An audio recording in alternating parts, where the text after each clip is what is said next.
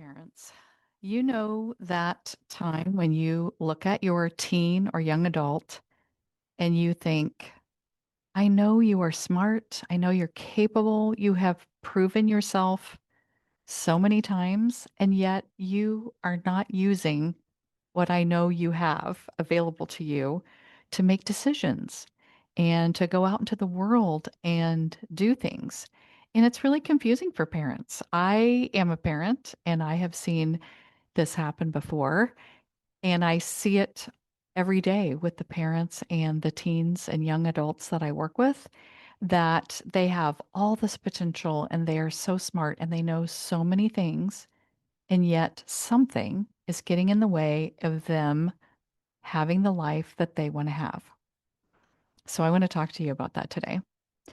I'm Cynthia Kofel, and I work with young adults. I work with teens and young adults, and I help them figure out all sorts of things about themselves. And I do help them with anxiety, but part of helping all people with anxiety is teaching them about themselves. Because once we know all sorts of things about ourselves and we can really take our thoughts and our ideas and really put them together with who we know that we are, it just makes life so much easier. And teens and young adults are at a disadvantage because of their age. They don't have as much experience in the world as we do. But if you remember how we learned about ourselves, it was a lot of trial and error. It was a lot of mistakes. It was a lot of confusion. It was a lot of crying, at least for me, a lot of anger. I had a ton of anger about knowing or feeling certain things, but then no one taking me seriously or no one thinking that I could do it. And then I was doubting myself. And it really took until almost 50 for me to realize so many things about myself. And when I look back now, I'm like, oh, if I would have just done this, would have been so much easier. My parents would have done this, would have been so much easier. And of course, hindsight is 2020, and we can always look back and think about how we could have done things differently or what could have been a better situation for us. But why don't we just set our kids up ahead of time to have a much better experience? I'm actually surprised at this point that most, if not all, teens and young adults had a coach or some mentor or someone in their life besides their parents that was helping them through all the life stuff. So we're going to talk about that today. Okay, so here's what it might look like. Maybe your teen or young adult has already gotten the degree, but now they don't get a job. They don't put themselves out there to get interviews or try to do the next step. Or maybe they have a job, but it's not a job that really creates a lot of leadership for them, or they don't have a lot of responsibility and they like it that way. And we're thinking, why don't you want to move up the ladder? Why don't you want to, be the boss of this company? And they're standing back like, I don't want the responsibility of that. Or maybe it is a teen in high school that they really want some independence, but they won't go get their driver's license. Or they say they want to do those things, but then they don't make the appointments or study or go to the thing. Or maybe they want to have more friends, but you see them staying at home and kind of standing back and letting other things just sort of happen, and they're not involved in those things or getting involved in the things that maybe they used to, or they're just like really reluctant to do that. And we, as parents, see our kids, and sometimes, really a lot of times, we can see the true potential of our kids before they do, obviously. And so we know what they could be doing. And unfortunately, as parents, sometimes we know what they should be doing or what we think they should be doing, and they're not doing those things. And then we start looking at ourselves like, well, what did I do wrong? Or what is going on? And then that frustration can come out and towards our kids, and hopefully we're not saying these things, but our kids can read us, even if we're not saying them. Somehow we're judging, like, why aren't you doing these things? Or we feel like they're lazy or unmotivated, or maybe we start worrying that they're not capable of doing the things that we thought they were capable of doing. And that can be really scary for parents. And it also then makes our kids think, oh, my mom or dad thinks I can't do it. Maybe I can't do it. And then they start doubting themselves. And it's really a vicious cycle. Parents come to me exhausted.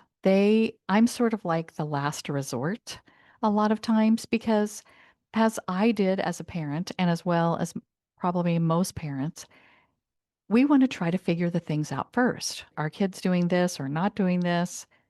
What are all the things I need to do to make this happen? And we're Googling everything and we're staying up late at night thinking about, oh my gosh, what if I did this? Or what if I said this? Or maybe they need therapy, or maybe they need medication, or maybe there's something more serious wrong. And maybe they're mixed up in things I don't know about. I remember my son still teases me to this day that because I was a school counselor, I saw a lot of things that went on that parents didn't know about that kids were doing. And so I was like, I am not going to be that parent who doesn't know what's going on. And so I was always like pretty much accusing him of things that he was not doing. One time he had whiteout in his room because this was way back in the day when whiteout was being used when you were like typing or, well, maybe not type. I don't think he was typing, but writing, and you could use whiteout for things. And kids in my school were using whiteout to huff to get high. And so he had this whiteout in his room, and I'm accusing him of using it for that reason. And he was like, I'm using it for the right reason. We do get in our heads about, what did we do or not do? What's happening with them? What do we not know? What are we missing?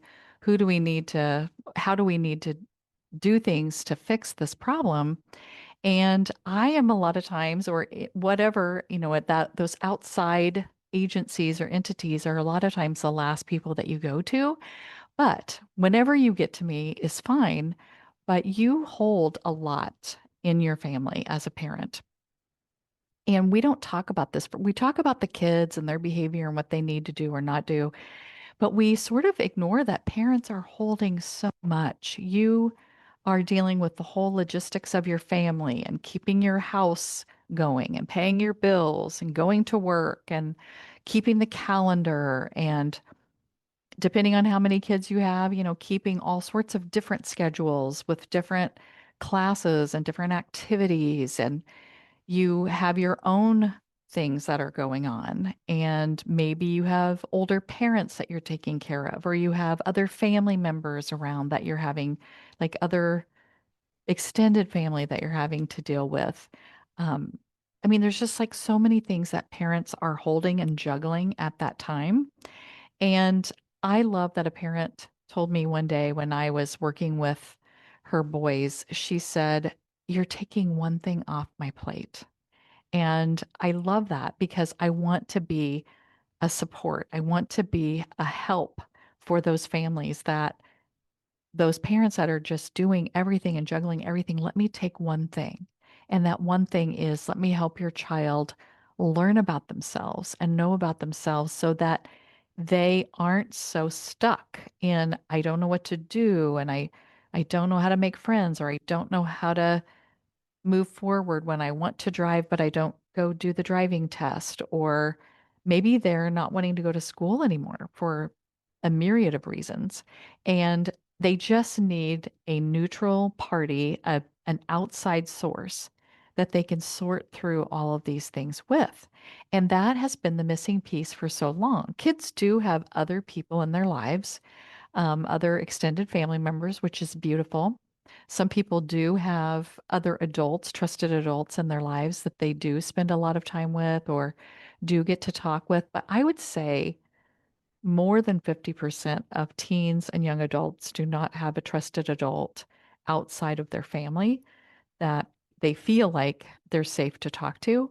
And I think we need to introduce kids more to those trusted adults in the world that can help them with all of these things that they're dealing with. And not that the parents aren't important, because you're certainly important. And I feel like I instilled a lot of beautiful things in my kids by role modeling and talking to them. But I still wanted them to have someone else. I wanted them to have other people in their lives, because the more times they hear the same message, the better it is for them to put it inside of them and actually use that message.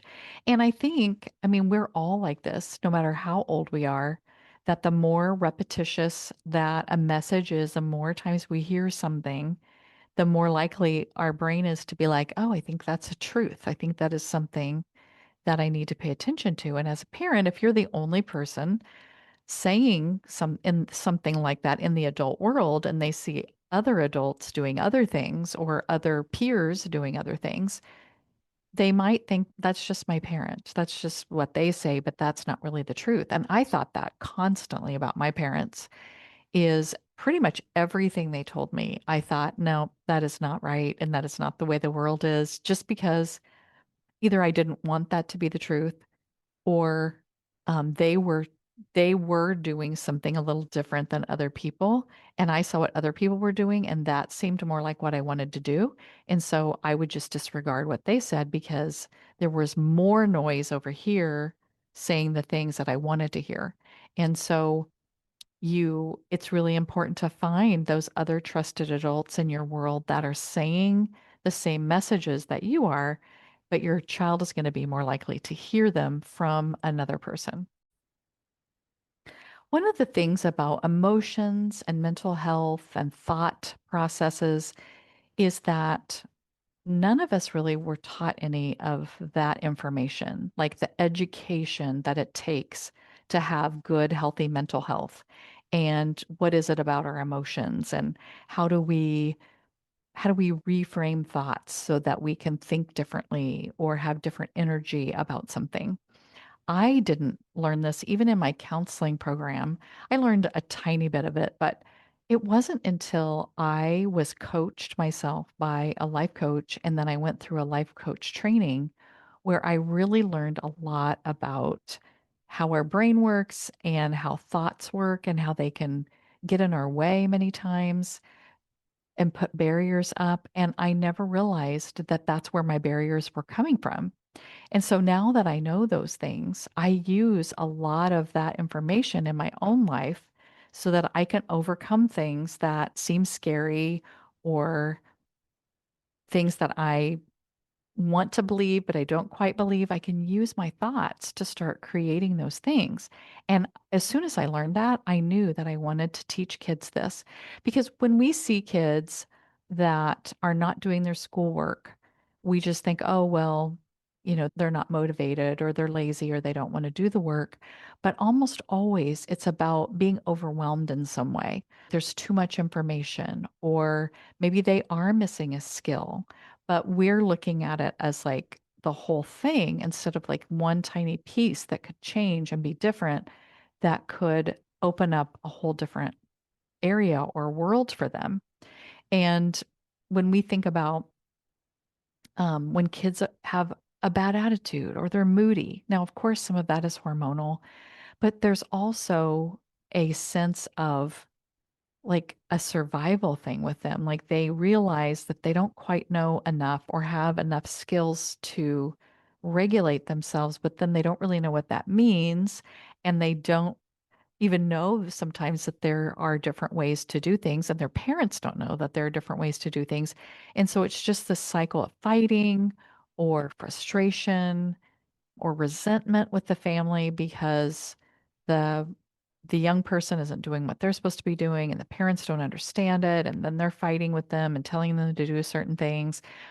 And sometimes you just need this person over to the side that is not emotionally involved, that can just kind of pick all the pieces apart, look at them, and help mirror back to the teen or the young adult, like, well, here's all the things. Let's talk about that. What do you think's going on here? What other decisions can be made? And it's just amazing what young people come up with when they have the opportunity to have a safe space to just look through everything and start figuring out what does this mean for me? And when I had this reaction, what was really going on there? And how could my strengths play into this? Maybe I'm overusing my strengths. Maybe I'm underusing my strengths. What am I valuing here? If I value this, then why do I have this behavior? And if I value this, what kind of behaviors match that value? And here's the things I'm really good at. And here's the things that really drain me. How much of my day is the draining activities? And how can I use the things that excite me to get my day going forward? And what are the things about me that I can use being social or really liking to work with my hands or learning by listening to music or whatever it is? Like, how can I use those things that are innate in me that will help me to make better decisions and be more excited and do things that I want to do in this life? And so I have a whole program, but I have an assessment that I can give that helps them to see those things. And then we just go through all of those pieces so that they can start figuring out how does that work in their lives. When I work with young people, I just start where they are. What is going on? Let's look at what does a normal day look like for you? What are the things that are getting in your way? What are the things that you wish you were doing that you're not doing? What do you keep getting in trouble for? What if they after they say the things that they wish they were doing that they're not doing, what do you think is getting in the way? Let's look at all of those things. And then once we start looking at what's going on right now, then we have the assessment. These are all the things that are your strengths, your values, your skills, and your interests. How do all of those things play into what we just saw in this present picture of who you are? Then we start looking at what are all the tools that you could use that I teach about regulating yourself, figuring out where different thoughts are coming from. How do you reframe thoughts? What does that look like? How do you do that in regular life? And then we have a plan for action. How are we going to get back to school? How are we going to go get your driver's license? How are you going to go get a job? What are all the pieces there? What do you anticipate as your obstacles, and how can we plan for those as well, using all of the tools that we've already learned, using all the amazing things about you, and then how do you go forward with those things? Just a few weeks ago, I met with a couple of girls. I saw them several years ago when they were in high school. And I used to see them together because, for one, they were both too afraid to come to an appointment by themselves. And they lived near me, so I saw them in person. And one of the girls was not going to school because she was too afraid to go to school. And she didn't have a driver's license either. And well, at the time, I wasn't sure that she would ever get over her fear enough to be able to go get a driver's license. And she also wanted a job, but she had a hard time talking to adults and saying what she needed. And she would get really teary in any situation where she got anxious. So fast forward 2 years, maybe even 3 years now, but I just recently had like a catch up meeting with them just to see what was all going on with them. The girl that was too afraid to go to school or to drive drove to the meeting herself. She had an amazing job that she loves, and she's just gotten a promotion where she's kind of like the director of the place that she's working. And it's just like amazing. And I am so excited for her.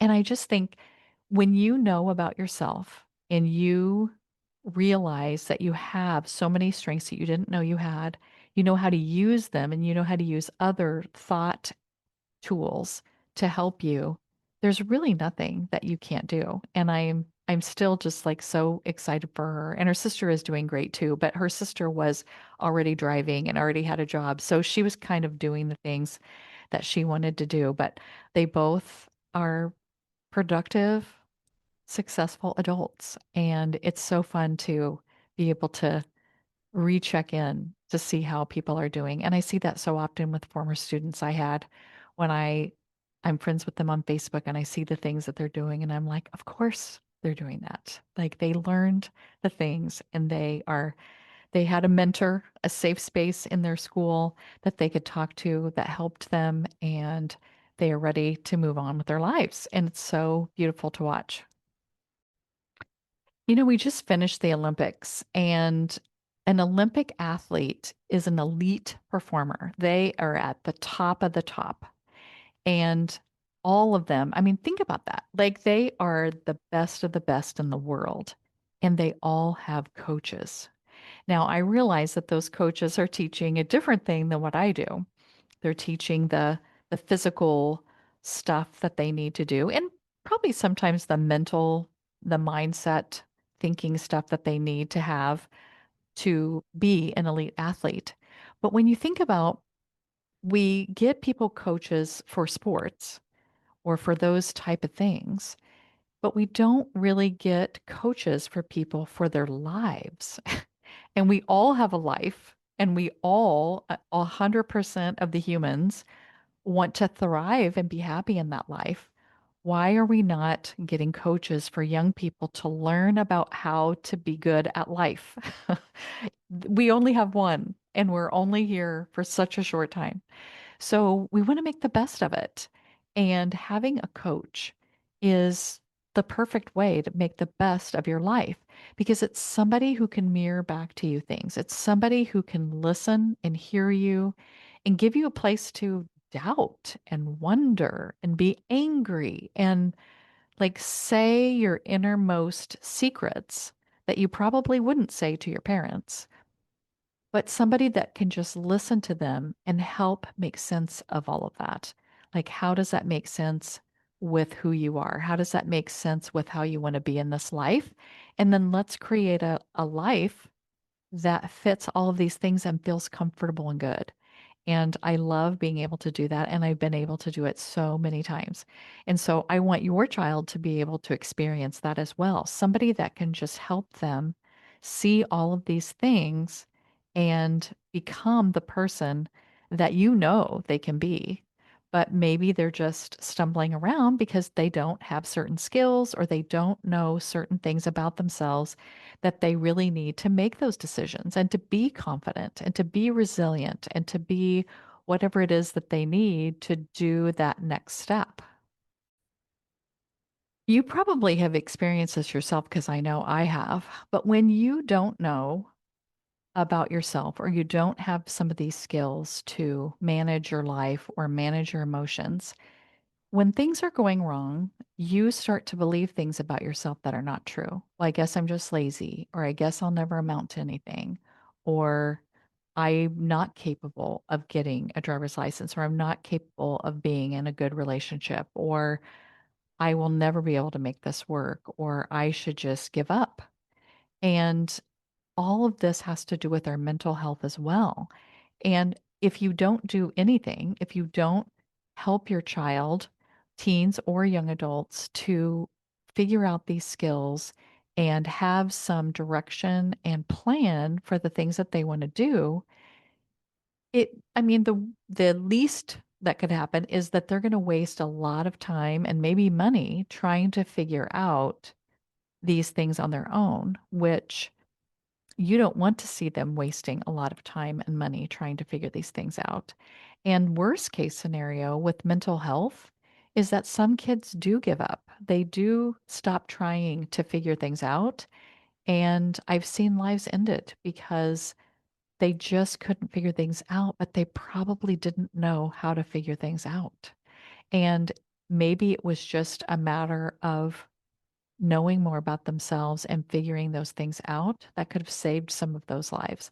And so I am not saying that to scare you. I am very worried about the state of a lot of our young people. And I know that working with someone could solve so many of those problems.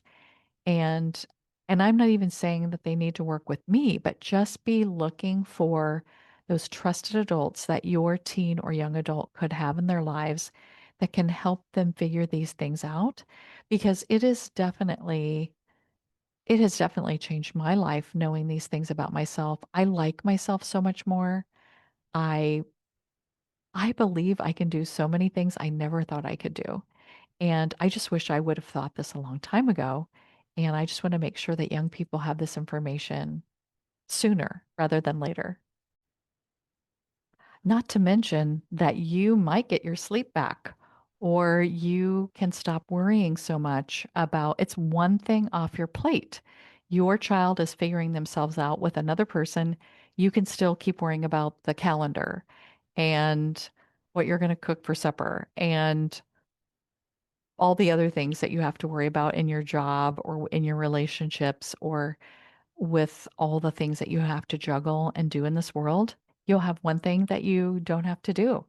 And you can just have a little bit of relief, a deep breath that, okay, one thing is being taken care of, and I can do some of the other things. A long time ago, and I don't remember who originally said it, that it takes a village to raise a child, but I've always believed that. And when I was in the school system years ago, when someone first started saying that, I was like, yes, it takes the people in the family and then the extended family, and then the people in the school, because all kids, even if they're being homeschooled, there's usually other adults somehow involved in that. Your neighbors and the people in your community. Maybe you're in a church or some other type of extra clubs or activities, and those people are part of raising your child. You know, I grew up in the church, and I remember when people would be baptized, the pastor would turn around and ask the congregation, you know, are you also willing to help raise this child here in this church? And our answer was, I will, because it does take a group of adults to take care of a child. And I am honored to be one of those adults supporting young people.